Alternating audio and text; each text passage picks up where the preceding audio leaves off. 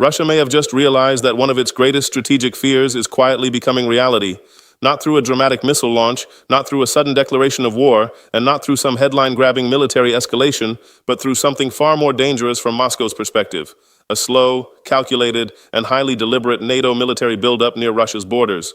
While the world's attention remains fixed on the visible battlefield in Ukraine, NATO has been methodically strengthening troop deployments, expanding logistics hubs, reinforcing infrastructure, and increasing its military readiness along the eastern flank. And this matters for a very specific reason. For years, the Kremlin operated under the belief that NATO, despite its rhetoric, would remain hesitant to establish a serious forward military posture near Russian territory. Moscow believed the alliance would remain politically fragmented, militarily cautious, and strategically reactive. But that assumption is now beginning to collapse. And if that assumption collapses, the strategic consequences for Russia are enormous. Because what appears on the surface to be a routine reinforcement effort is actually something much bigger. NATO is not merely rotating forces through Eastern Europe, it is gradually building the kind of forward positioning that fundamentally changes Russia's security calculations. This is not about symbolism. It is about altering military realities on the ground. It is about building deterrence in a way that limits Moscow's options before a conflict ever begins. And for the Kremlin, that creates a serious dilemma, because Russia's long-term security doctrine has always depended on strategic depth. Geography has historically been one of Russia's greatest defenses. Vast buffers of territory gave Moscow time and space to absorb military pressure, reposition forces, and dictate the tempo of conflict. But when NATO forces move closer to Russian borders, that strategic depth begins to erode. And once you understand this, the entire picture changes. Because NATO's deployments are not threatening Russia in the traditional offensive sense, that is not the real strategic issue. The real issue is that these deployments reduce Russia's freedom of maneuver, they shrink the reaction window available to Moscow, they increase NATO's ability to mobilize rapidly, and they raise the military and political costs of any future Russian aggression. That may sound like a subtle shift, but in strategic terms, it is monumental. For decades, Russia has relied heavily on the assumption that NATO would be too slow, too divided, or too politically constrained to respond decisively near Russia's borders. That assumption gave Moscow leverage. It created ambiguity. It allowed the Kremlin to exploit uncertainty. But NATO's current posture is steadily removing that uncertainty. And that is where this becomes a nightmare scenario for Russia, because the Kremlin now faces a strategic reality in which NATO's eastern flank is becoming stronger, faster, and more integrated. Troops are one part of this equation, but the deeper issue is infrastructure. Forward-positioned equipment, pre-built supply lines, interoperable command systems, and reinforced transport corridors matter just as much as the soldiers themselves. These are the building blocks of sustained military readiness, and once they are in place, they create permanent strategic pressure. This is what makes the current moment so significant. NATO is not preparing for a symbolic show of force. It is creating the logistical architecture for rapid deterrence. And that dramatically shifts the strategic balance. Because NATO's deployments are not threatening Russia in the traditional offensive sense. That is not the real strategic issue. The real issue is that these deployments reduce Russia's freedom of maneuver. They shrink the reaction window available to Moscow. They increase NATO's ability to mobilize rapidly. And they raise the military and political cost of any future Russian aggression. That may sound like a subtle shift, but in strategic terms it is monumental. For decades, Russia has relied heavily on the assumption that NATO would be too slow, too divided, or too politically constrained to respond decisively near Russia's borders. That assumption gave Moscow leverage. It created ambiguity. It allowed the Kremlin to exploit uncertainty. But NATO's current posture is steadily removing that uncertainty. And that is where this becomes a nightmare scenario for Russia. Because the Kremlin now faces a strategic reality in which NATO's eastern flank is becoming stronger, faster, and more integrated. Troops are one part of this equation, but the deeper issue is infrastructure. Forward-positioned equipment, pre-built supply lines, interoperable command systems, and reinforced transport corridors matter just as much as the soldiers themselves. These are the building blocks of sustained military readiness.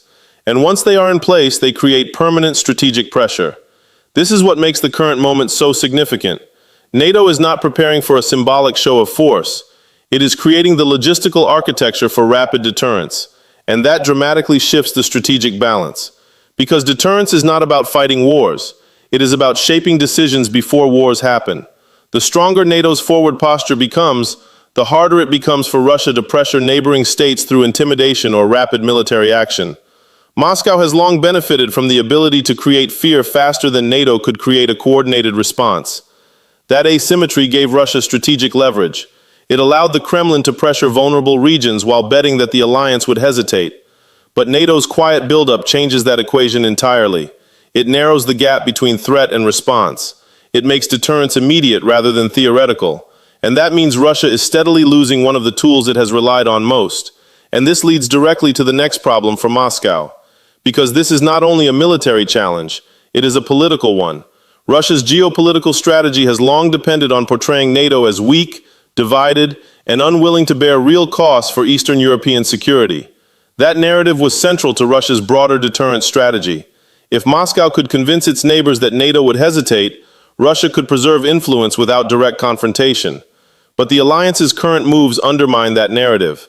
They send a message that NATO is willing to harden its eastern flank over the long term. They signal endurance, not hesitation. And that creates a serious political problem for the Kremlin because perception is power in geopolitics. When neighboring countries see NATO investing in infrastructure, deploying forces, and expanding readiness, their confidence in the alliance grows. And as their confidence grows, Russia's leverage declines. Countries that once feared abandonment begin to feel protected.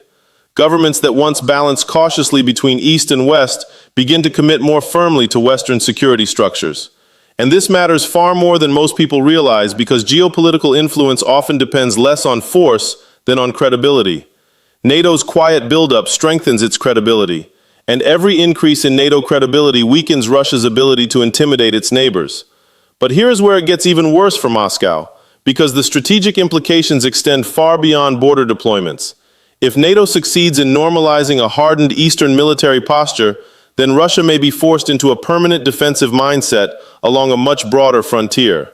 That means more troops tied down, more resources diverted, more strain on logistics, more pressure on military planning, and in strategic terms, that is enormously costly. Because a state that must defend everywhere loses flexibility everywhere. The more Russia is forced to guard against NATO readiness near its borders, the fewer options it has elsewhere. And this is where the long-term consequences begin to emerge. Russia entered the war in Ukraine partly to push NATO influence away from its borders. That was one of the central strategic objectives behind the invasion. But the result may be the exact opposite. Instead of weakening NATO's presence in Eastern Europe, Russia may have triggered the most serious strengthening of NATO's forward posture in decades. Instead of increasing strategic depth, Moscow may be watching that depth shrink. Instead of intimidating the alliance into caution, Russia may have unified NATO into long-term military preparedness. And if that is true, then this is one of the greatest strategic reversals in recent European history. Because what NATO is doing now may outlast the current phase of the war.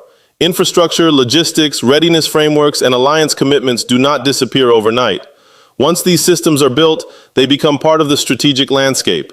They create lasting realities that future governments inherit. And that means Russia may be facing not a temporary troop surge, but a permanent shift in its security environment. And that changes everything. Because in geopolitics, the most important transformations are often the quietest. The most consequential shifts are not always marked by dramatic announcements. Sometimes they happen through gradual structural changes that alter the balance of power before the world fully notices. That may be exactly what is happening here. NATO's quiet military reinforcement near Russia's borders may look like routine deterrence, but in reality it may represent the beginning of a strategic order Russia can no longer control. And that is the deeper reality Moscow now faces. This is not merely about troops moving east. It is about Russia losing the strategic assumptions that once gave it leverage. It is about NATO becoming stronger at the point where Russia is most vulnerable. It is about the balance of military pressure shifting in a way the Kremlin cannot easily reverse. And this is why Russia is panicking. Because the Kremlin understands that what looks like a quiet deployment today may become a permanent strategic disadvantage tomorrow. And that may be the most important point of all. Because what appears to be a routine NATO reinforcement may actually mark the beginning of a major geopolitical realignment, one in which Russia is no longer shaping the strategic environment around its borders, but reacting to it. And for a state that has built so much of its security doctrine around controlling that environment, that changes the equation entirely. Because once a great power loses the ability to dictate the terms of strategic pressure on its own frontier, it loses far more than territory. It loses initiative, it loses leverage, and eventually it loses the advantage. And that may be exactly what NATO is quietly taking away from Russia right now.